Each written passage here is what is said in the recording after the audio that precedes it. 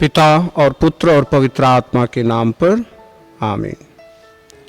ख्रीस्त में प्यारे युवा भाई और बहनों, हम इस 40 काल के दौरान अपने आप को आध्यात्मिक तौर से तैयार कर रहे हैं कि हम ईश्वर के उस महान पर्व, हमारे प्रभु यीशु ख्रीस्त के पुनरुत्थान के पर्व को हम योग्य रीति के साथ मना सके।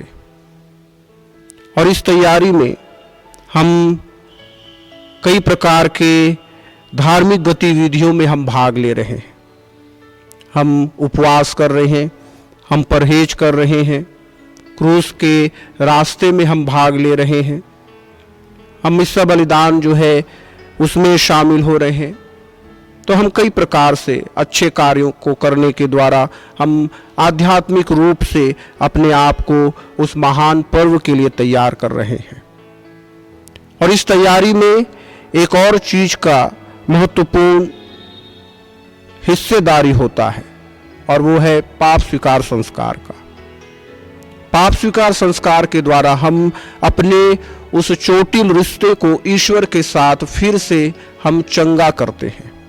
ना केवल ईश्वर के साथ बल्कि एक दूसरे के साथ।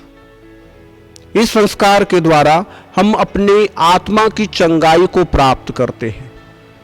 इस संस्कार के द्वारा हम एक बार फिर से ईश्वर से जुड़ते हैं और अपने समुदाय से भी जुड़ते हैं।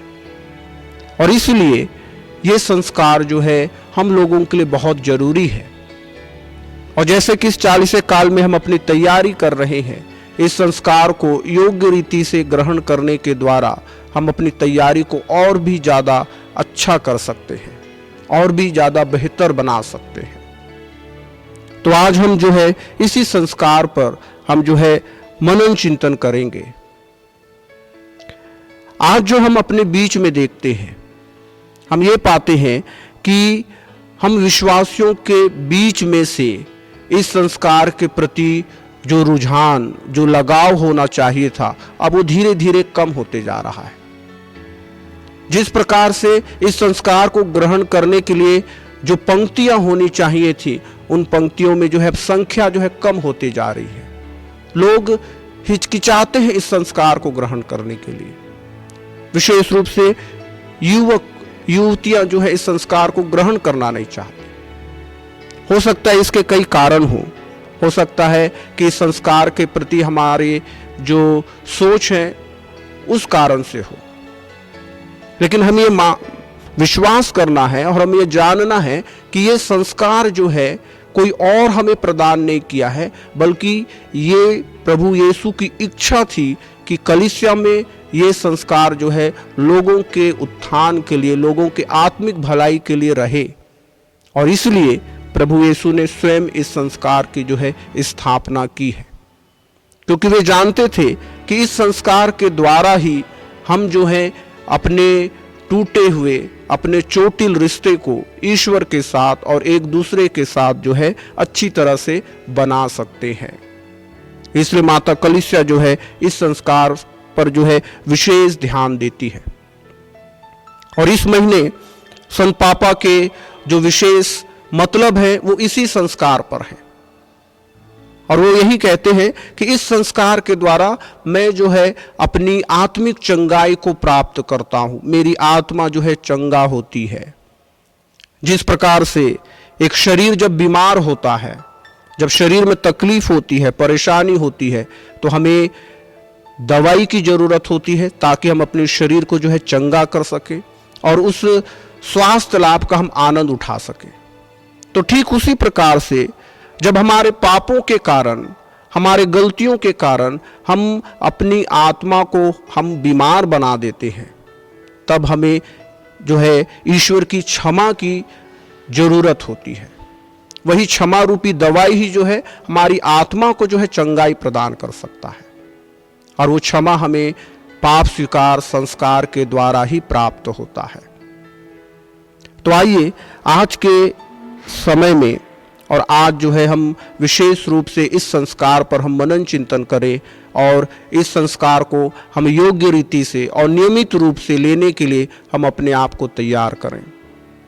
सबसे पहली बात हम ये जानें कि पाप स्वीकार संस्कार में हम केवल अपने पापों को बताने नहीं जा रहे हैं, हम कोई रिपोर्टिंग करने नहीं जा रहे हैं, बल्कि हम पाप स्वीकार संस्कार में ईश्वर से हमारे रिश्ते को हम सुधारने जा रहे हैं।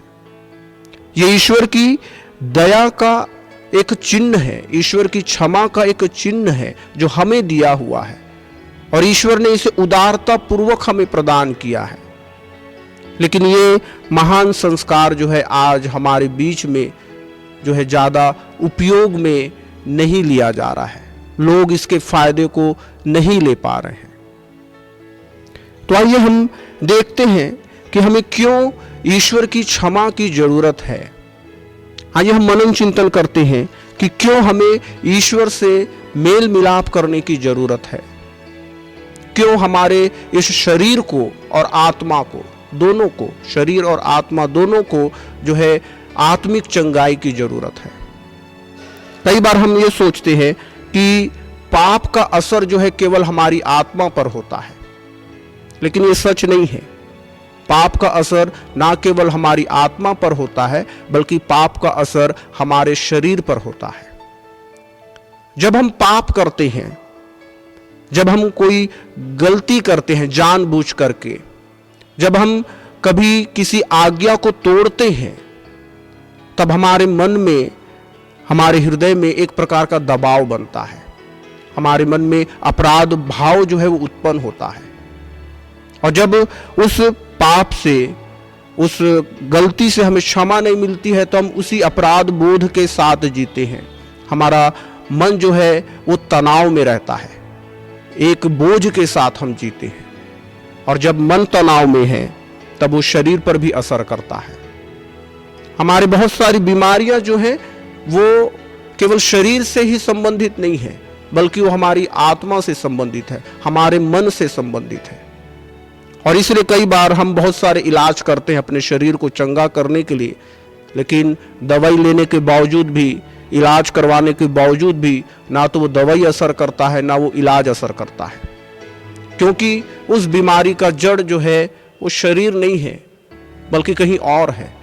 तो सही इलाज की जरूरत होती है। तो आइए इन्हीं बातों को ध्यान में रखते हुए हम इस पाप स्वीकार संस्कार को, या मेल मिलाप संस्कार को, या मन परिवर्तन के संस्कार को हम जानने और समझने का हम प्रयास करें। उत्पत्ति ग्रंथ में हम पढ़ते हैं कि ईश्वर ने मनुष्य को अपने प्रतिरूप बनाया।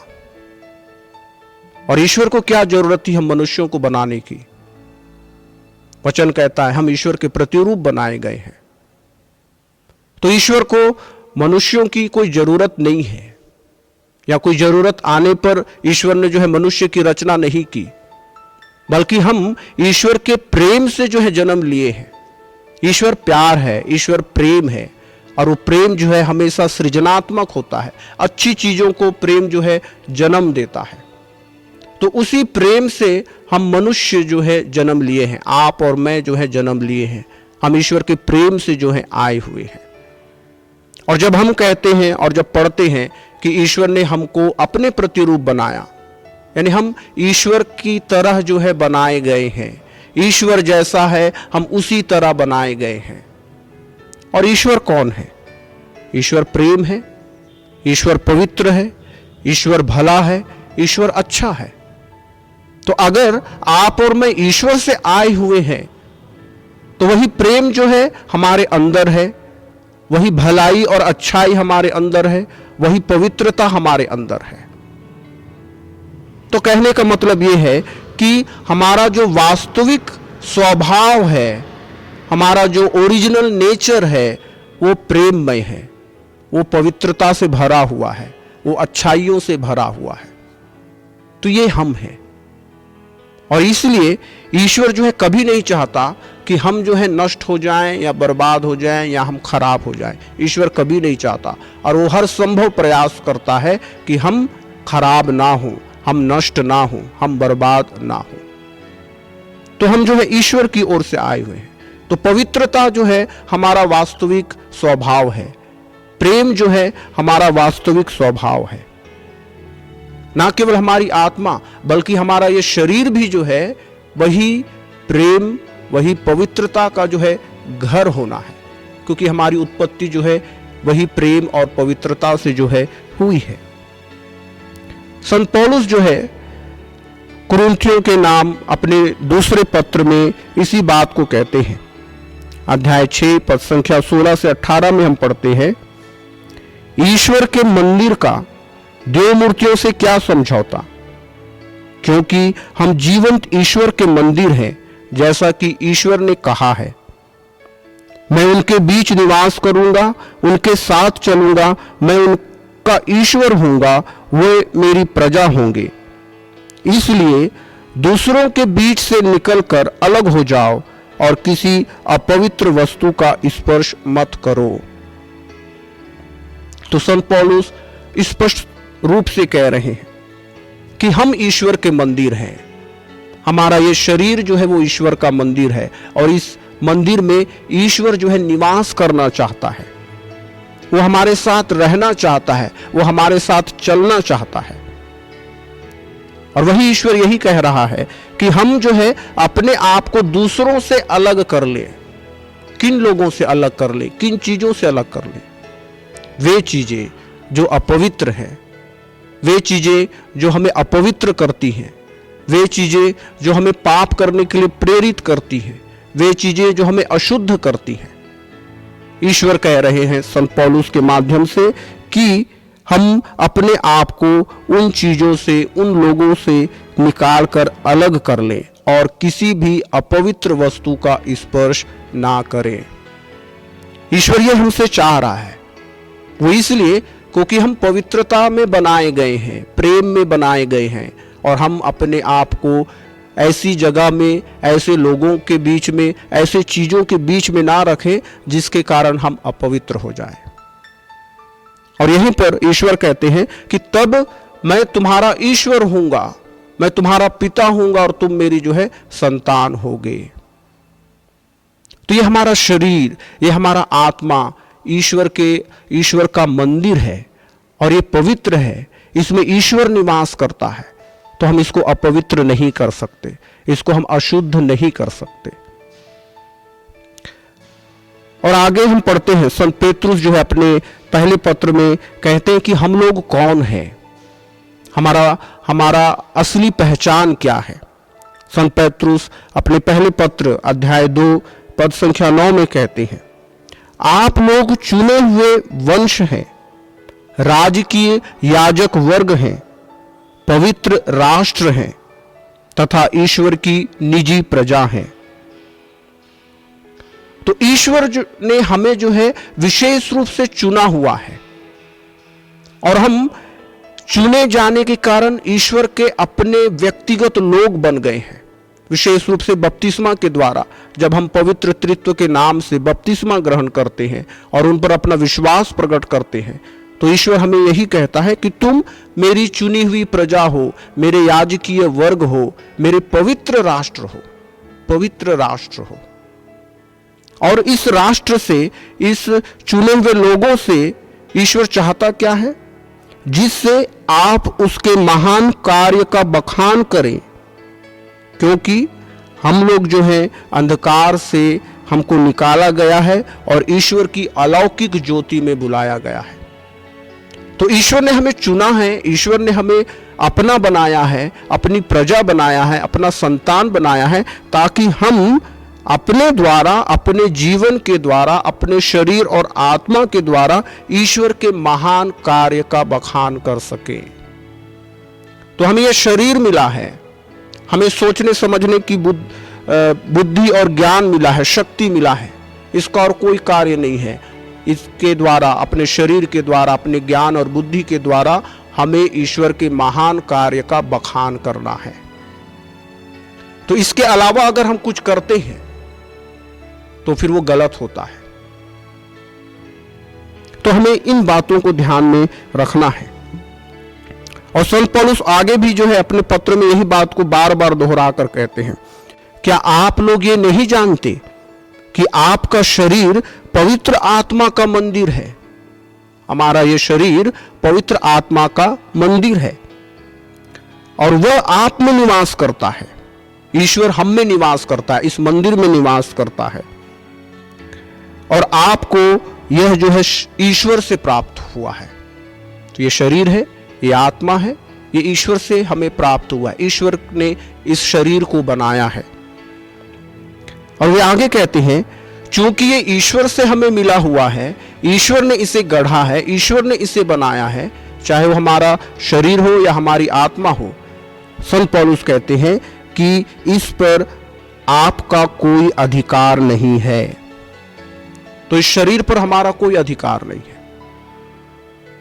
लेकिन यही शरीर, हम उत्पत्ति ग्रंथ में पढ़ते हैं कि आदम और हेवा ने अपनी इसी बुद्धि का, अपनी स्वतंत्रता का उपयोग करते हुए जो है पाप को चुना। ईश्वर के साथ अपने रिश्ते को उन्होंने तोड़ दिया। ईश्वर के साथ अपना संबंध जो है विच्छेद कर दिया। और जैसे संत पौलुस रोमियो के पत्र में कहते हैं कि इन्हीं एक व्यक्ति के पाप के कारण जो है मृत्यु जो है सभी लोगों में फैल गई। तो देखिए पाप क्या करता है। पाप ईश्वर के साथ हमारा संबंध, हमारा रिश्ता जो है तोड़ देता है। और जब हम ईश्वर से दूर होते हैं तब हम मृत्यु को प्राप्त होते हैं। संत पौलुस कहते हैं पाप का जो वेतन है वो मृत्यु है। लेकिन चूंकि ईश्वर ने हमें प्रेम से बनाया है, बड़े लगन से बनाया है, अपने प्रतिरूप बनाया है, तो हमें कभी भी जो है नष्ट होने देना नहीं चाहता। और इसीलिए ईश्वर जो है अपने इकलौते पुत्र को हमारे बीच में भेजता है ताकि उसके द्वारा हमें जो है उस मृत्यु से जो है मुक्ति प्राप्त हो, ताकि हम जो है उस मृत्यु पर विजय पा सके। संत पौलुस आगे कहते हैं, वो कह रहे हैं कि हमारे शरीर पर हमारा अधिकार नहीं है। क्यों अधिकार नहीं है? क्योंकि आप लोग यानी हम लोग जो है एक कीमत पर खरीदे गए हैं। इसलिए आप लोग अपने शरीर में ईश्वर की महिमा प्रकट करें। तो जो हम मृत्यु में थे, मृत्यु की गुलामी में थे, मृत्यु की दास्ता में थे, तो उस दास्ता से ईश्वर ने एक कीमत चुकाकर हमें खरीद लिया। हमें गुलामी से, मृत्यु की गुलामी से हमें मुक्त किया। और वो कीमत था प्रभु यीशु ख्रिस्त का बलिदान। तो ये शरीर, ये आत्मा ईश्वर के द्वारा खरीदा गया है। ईश्वर ने मोल चुकाया है इसके लिए, और इसलिए इस पर हमारा अधिकार नहीं है।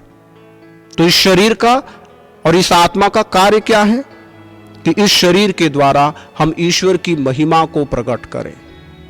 तो ये हमारे शरीर का, हमारे जीवन का, हमारे आत्मा का जो है उद्देश्य है कि इसके द्वारा जो है ईश्वर प्रकट हो, और ईश्वर जो स्वयं पवित्र है। तो जब तक हम स्वयं पवित्र नहीं है तो ईश्वर को हम प्रकट कर ही नहीं सकते। तो इसलिए ख्रिस्त में प्यारे भाई और बहनों, हमें इस पवित्रता पर ध्यान देना है। पवित्रता हमारी बुलाहट है, पवित्रता हमारे जीवन जीने का एकमात्र तरीका है। इसी तरह से हमें जो है जीवन जीना है। लेकिन यह भी सच है कि जो पाप का असर जो हम पर हुआ है, उसके कारण हमारा स्वभाव जो है पापमय बन गया है। जैसे संत पौलुस कहते हैं, हमारा स्वभाव जो है वो पापमय है। हम पाप की ओर झुके हुए हैं। हम आसानी से जो है प्रलोभनों में पड़ जाते हैं, और ना चाहते हुए भी हम पाप करते हैं, गलतियां करते हैं। कई दफा हमें मालूम होता है और हम ये जानते भी हैं कि मुझे गलत काम नहीं करना है, मुझे अशुद्धता के काम नहीं करने हैं, मुझे पाप नहीं करना है, मुझे ईश्वर को दुख नहीं करना है, मुझे ईश्वर के साथ अपने संबंध को नहीं तोड़ना है। हम सबको मालूम है। चूंकि हमारा स्वभाव कमजोर है, पापमय है, हम वो पाप को जो है करते रहते हैं। हम चाहते हैं नहीं करना, लेकिन हमसे वो होता है। और जब जब हम वो पाप करते हैं, हम ईश्वर से अपने संबंध को जो है चोटिल करते हैं। लेकिन विडंबना यह है, इतना सब होने के बावजूद भी हम जो है पाप स्वीकार के लिए नहीं जाते हैं। इस पवित्र शरीर को हम अशुद्ध करते हैं। इस शरीर का जो उद्देश्य है, उस उद्देश्य के विपरीत हम काम करते हैं। इसके बावजूद भी हम जो है अब उस गलतियों के लिए, पापों के लिए ईश्वर से क्षमा मांगने नहीं जाते हैं। ईश्वर तैयार है क्षमा करने के लिए, अपनी चंगाई हमें प्रदान करने के लिए, लेकिन हम पाप स्वीकार के लिए नहीं जाते हैं, हिचकिचाते हैं, सोचते हैं कैसे मैं पुरोहित के सामने अपने पापों को बताऊंगा। या हम जाते भी हैं तो औपचारिकता निभाने के लिए जाते हैं, अपने बड़े बड़े पापों को हम छिपाते हैं शर्म के कारण।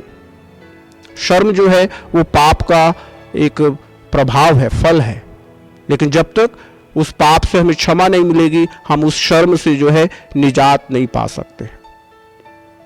और दूसरी जो एक चीज अभी उभर कर आ रही है हमारे बीच में, वो ये है कि हमारे मन से, हमारे हृदय से पाप का बोध जो है वो धीरे धीरे समाप्त हो रहा है। हमें नहीं लगता कि हम पाप कर रहे हैं, हमें नहीं लगता कि हम गलत काम कर रहे हैं। हम दुनिया में रहते हैं, हम देखते हैं कि सारी दुनिया जो है ये काम कर रही है, सब लोग तो यही कर रहे हैं, दुनिया का चलन ही यही है। हम भी उसी भीड़ में शामिल हो जाते हैं और उन्हीं कामों को करने लगते हैं, और हमें एहसास ही नहीं चलता कि हम कुछ गलत कर रहे हैं। वो अपराध बोध, वो पाप का बोध, पाप का एहसास जो हमें नहीं हो पाता है। इसलिए कई लोग बोलते हैं हम तो पाप ही नहीं करते, तो पाप स्वीकार क्यों करें, हमसे कोई गलती ही नहीं हुई, बड़ी बड़ी गलतियां, पाप ही तो नहीं किए, तो पाप स्वीकार की क्या जरूरत। हम में से कई लोग बोलते हैं और ये सोचते भी हैं। लेकिन संत यूहन्ना जो है अपने पहले पत्र में क्या कहते हैं, अध्याय 1 पद संख्या 8 में वो कहते हैं, यदि हम कहते हैं कि हम निष्पाप हैं तो हम अपने आप को धोखा देते हैं और हम में सत्य नहीं है। तो संत यूहन्ना स्पष्ट रूप से कह रहे हैं कि अगर कोई कहता है कि मैं निष्पाप हूं, मैंने पाप नहीं किया है, तो वो अपने आप को धोखा दे रहा है और उस व्यक्ति में सत्य नहीं है।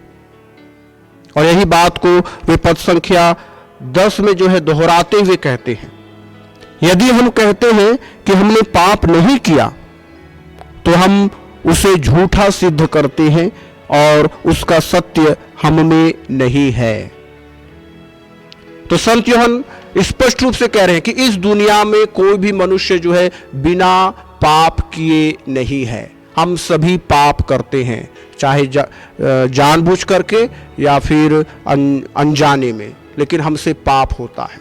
तो हमें यह स्वीकार करना है, हमें महसूस करना है कि हमारा स्वभाव जो है पापमय है। मैं आसानी से प्रलोभन में पड़ जाता हूं, आसानी से मैं जो है दुनिया के जो चीजें हैं उनकी ओर मैं खींचा जाता हूं और मुझसे पाप होता है। संत यूहन्ना आज स्पष्ट कर रहे हैं। तो अगर मैं कहता हूं मैंने पाप ही नहीं किया, मुझसे कोई गलती ही नहीं हुई, तो उस व्यक्ति पे जो है सत्य नहीं है, वो अपने आप को धोखा दे रहा है, उसमें जो है झूठ है। तो ख्रीस्त में प्यारे भाई और बहनों, जब तक हमारे अंदर उस पाप का एहसास नहीं होगा कि मैंने पाप किया है, मुझसे गलती हुई है, और जब तक यह एहसास नहीं होगा कि उस पाप के द्वारा मैंने अपने इस पवित्र शरीर को, जिसके द्वारा ईश्वर की महिमा प्रकट होनी है, उसको मैंने अपवित्र किया है, अशुद्ध किया है, मैंने ईश्वर के साथ अपने रिश्ते को जो है तोड़ा है, तब तक मैं जो है पाप स्वीकार के लिए नहीं जाऊंगा। तो यह एहसास होना हमारे लिए जरूरी है। तो जब यह एहसास होता है तो हम अपने आप को जो है अपने अंदर जो शर्मिंदगी महसूस ना करें जब मुझसे गलतियां होती हैं। हम अपने आप को अपने नजरों में ना गिराएं, बल्कि हम ये देखें कि हमारे पाप से बढ़ करके, चाहे मेरे पाप जितने भी बड़े क्यों ना हो, उससे बढ़ करके अगर कोई चीज है तो ईश्वर का प्रेम और उसका क्षमा है। हम जो भी पाप करें, जैसे भी पाप करें, जितनी बड़ी भी गलतियां कर लें, ईश्वर हमें माफ करने के लिए हमेशा तैयार रहता है। और यही प्रभु यीशु जो है यही बातों को बार बार कहते हैं। उड़ाव पुत्र की कहानी के द्वारा वो यही बतलाना चाहते हैं कि पिता जो है अपने बेटे का किस प्रकार से इंतजार करता है।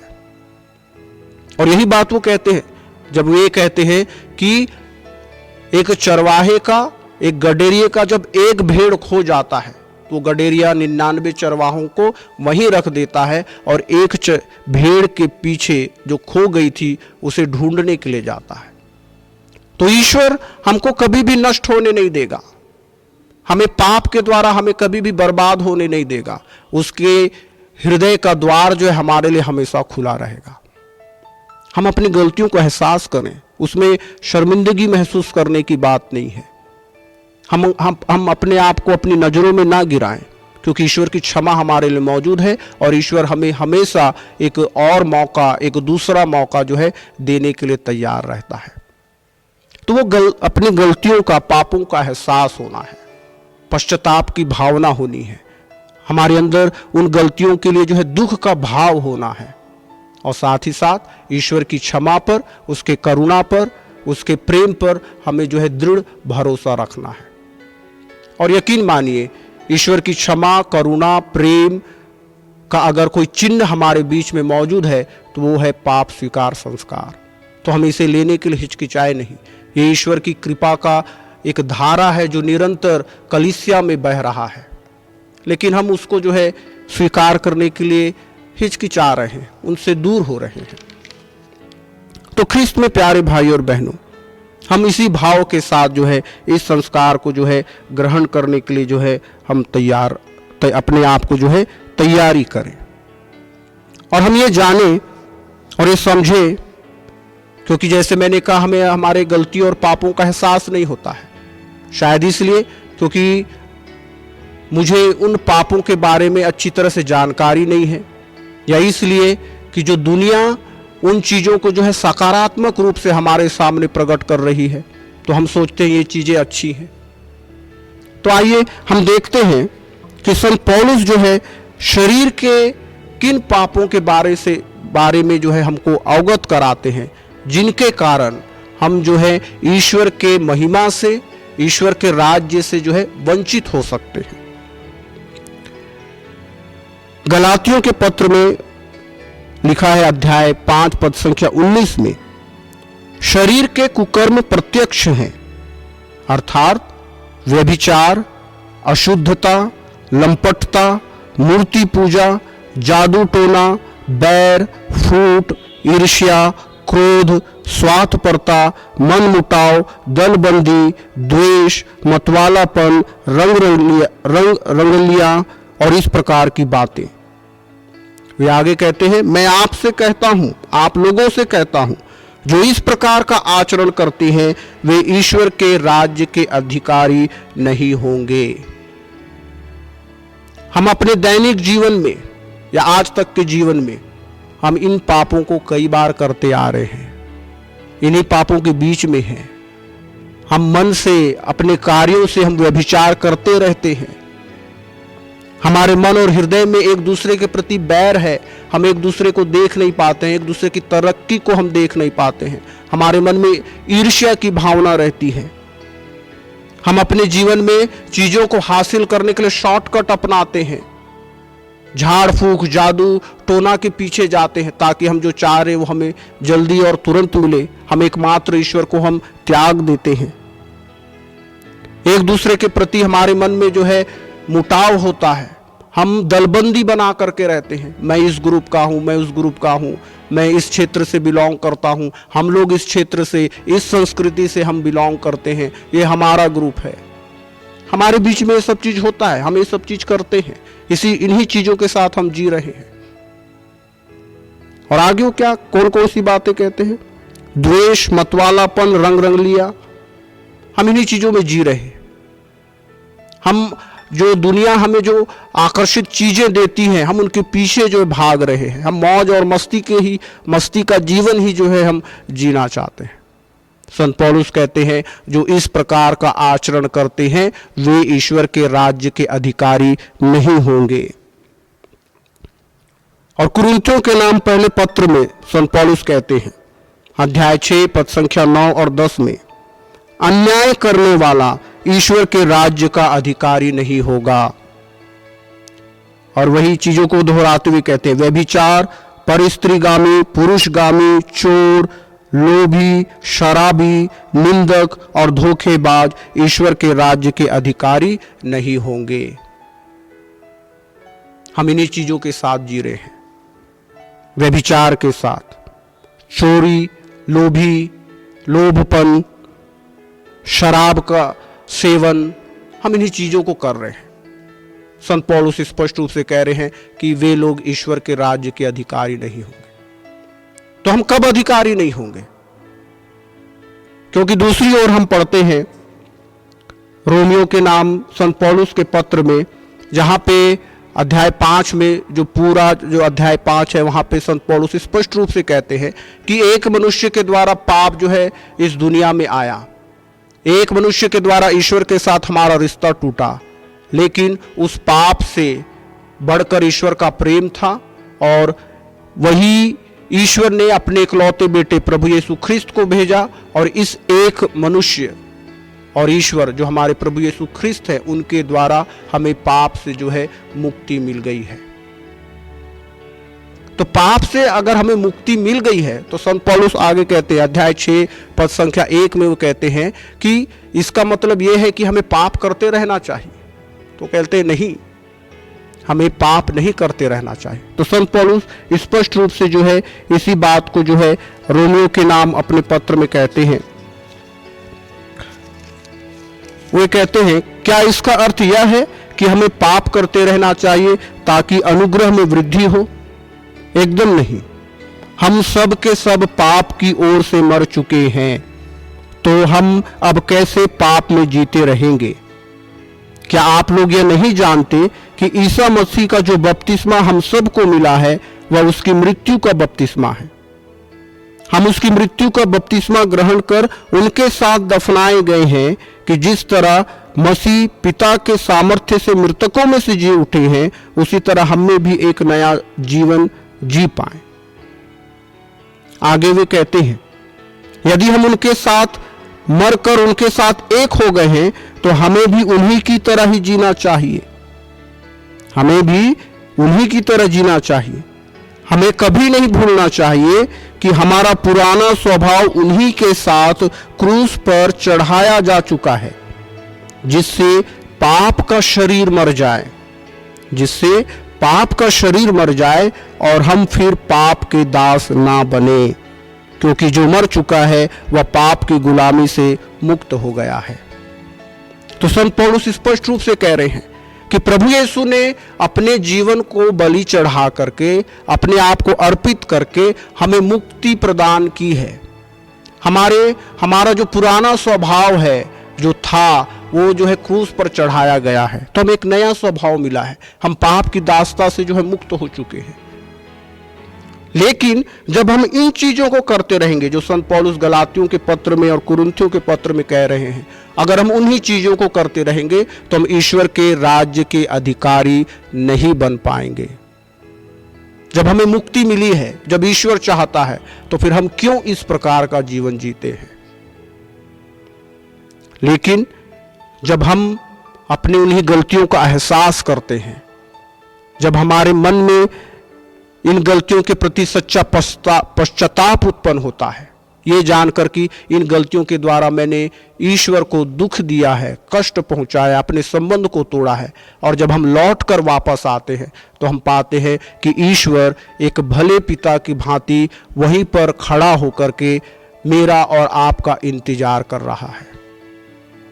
जैसे उड़ाव पुत्र में हम देखते हैं कि उस पिता ने अपने बेटे से कुछ नहीं पूछा कि तुम इतने दिन कहां थे, तुमने इतने सारे धन संपत्ति को कहां बर्बाद किया, कैसे खर्च किया। ईश्वर ने नहीं पिता ने नहीं पूछा, बल्कि उसको गले लगाया। वैसे हमारा ईश्वर है, इस पाप स्वीकार संस्कार के द्वारा वही ईश्वर जो है मेरा और आपका इंतजार करते रहता है कि हम उसके पास आए, उसकी क्षमा को, उसके प्रेम को, उसकी दया को हम ग्रहण करें। अंत में प्यारे भाई और बहनों, एक जो सवाल हमारे मन में उठता रहता है वो यही है कि हम पुरोहित के पास जाकर ही क्यों पाप स्वीकार करें?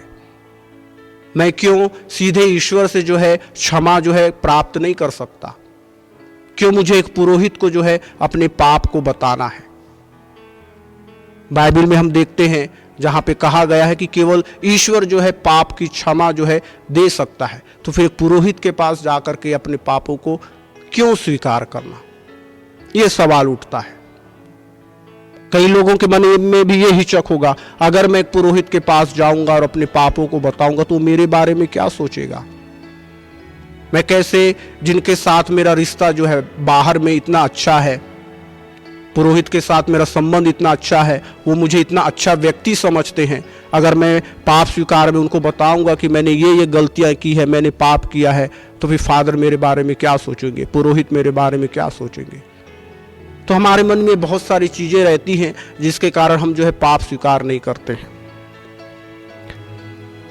संत यूहन्ना के सुसमाचार में अध्याय 20 पद संख्या 21 में हम पढ़ते हैं,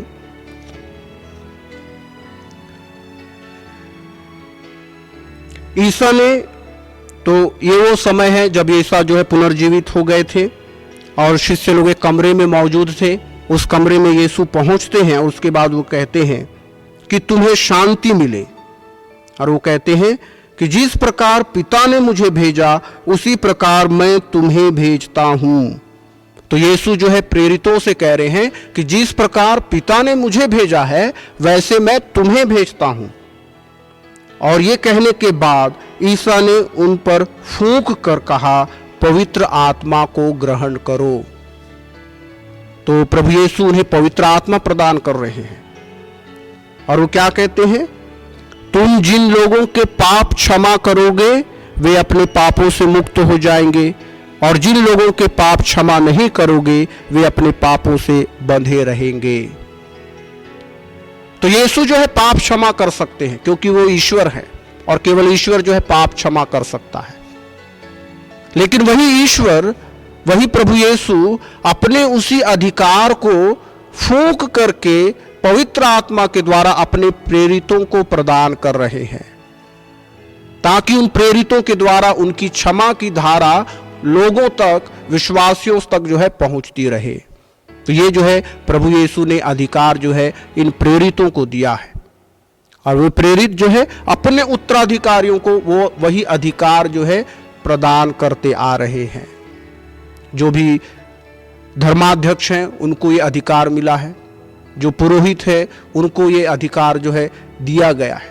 तो ये किसी व्यक्ति के इच्छा की बात नहीं है, ये प्रभु यीशु की इच्छा की बात है। प्रभु यीशु ये चाहते थे और यही चीज हम संत यूहन्ना के सुसमाचार में हम जो है देखते हैं। तो इसीलिए पुरोहित के पास वो अधिकार है जो प्रभु यीशु ने दिया है। तो जब हम उनके पास जाते हैं तो हमें विश्वास के साथ जाना है कि इस पुरोहित के द्वारा मुझे ईश्वर की क्षमा जो है प्राप्त होगी।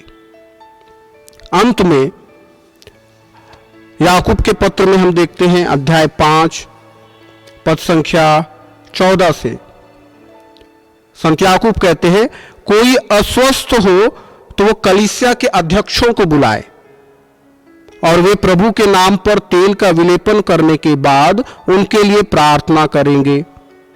वह विश्वासपूर्ण प्रार्थना रोगी को बचाएगी और प्रभु उसे स्वास्थ्य प्रदान करेगा। और वो आगे कहते हैं कि यदि उसने पाप किया है तो उसे क्षमा मिलेगी। तो संत याकूब कह रहे हैं कि अगर कोई बीमार व्यक्ति है हमारे बीच में तो कलीसिया के पुरोहितों को बुलाए ताकि वे तेल लगाकर उन पर प्रार्थना करें तो उन्हें चंगाई मिलेगी। साथ ही साथ अगर उन्होंने पाप किया है तो उन्हें क्षमा भी मिलेगा। इसलिए वे आगे कहते हैं, इसलिए आप लोग एक दूसरे के सामने अपने पाप स्वीकार करें। यहां एक दूसरे का मतलब नहीं है कि हम जो है किसी के पास भी जाकर पाप स्वीकार कर रहे हैं।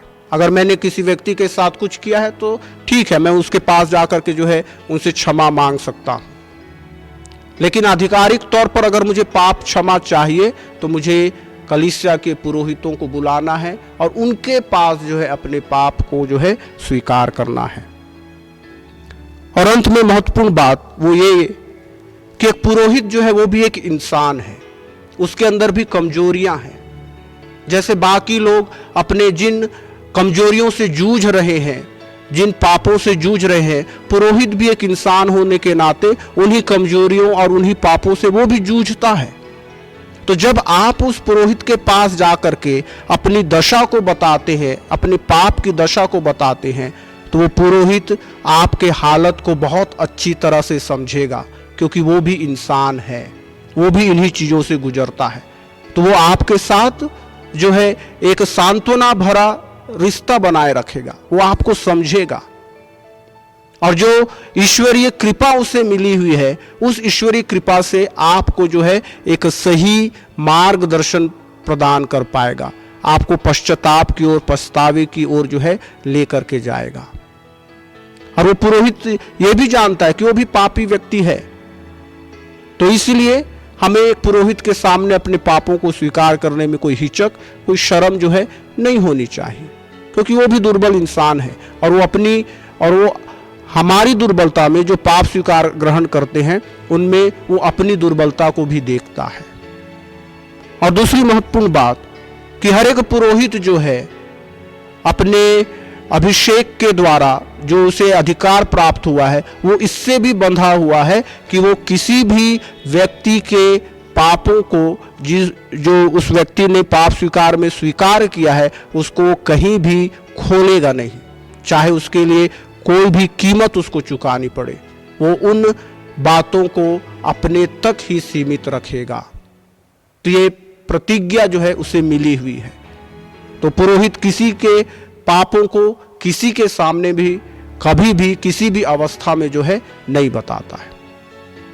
तो ख्रीस्त में प्यारे भाई और बहनों, अगर हम अपने इस पवित्र शरीर को पवित्र रखना चाहते हैं, ईश्वर के साथ अपना रिश्ता बनाए रखना चाहते हैं, तो हमें पाप स्वीकार के लिए जो है आना पड़ेगा। अगर हम एक दूसरे के साथ अपने संबंध को जो है हम अच्छा बनाए रखना चाहते हैं, तो पाप स्वीकार के लिए हमें आना पड़ेगा।